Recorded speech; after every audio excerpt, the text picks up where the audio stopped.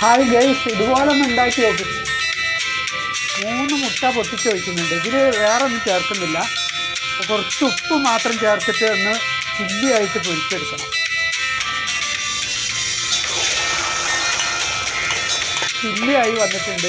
ഇത് ഇങ്ങനെ കല്ല് വെച്ച് വെളിച്ചെണ്ണ വെച്ച് ചൂടായി വന്നിട്ടുണ്ട്. ഇതിലേക്ക് ഇഞ്ചിയും വെളുത്തുള്ളിയും ചാച്ച് വെച്ച് കൊടുക്കാം.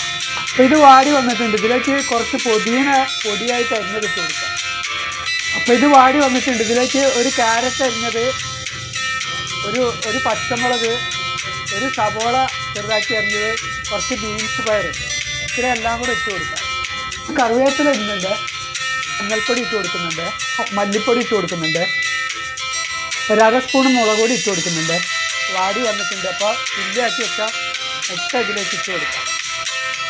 കുറച്ച് കുരുമുളക് പൊടിച്ച് ഇതിലേക്ക് ഇട്ട് കൊടുക്കുന്നുണ്ട്. 1/2 സ്പൂണിൻ്റെ അടുത്തുണ്ടാവും.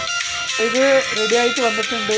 ഇനി ചൂടാറി കഴിഞ്ഞിട്ട് നമുക്ക് ഉപയോഗിക്കാം. അതിൻ്റെ കൂടെ വേറെ എന്തെങ്കിലും ചേർത്ത് കഴിക്കുന്നുണ്ടെങ്കിൽ കഴിക്കാം.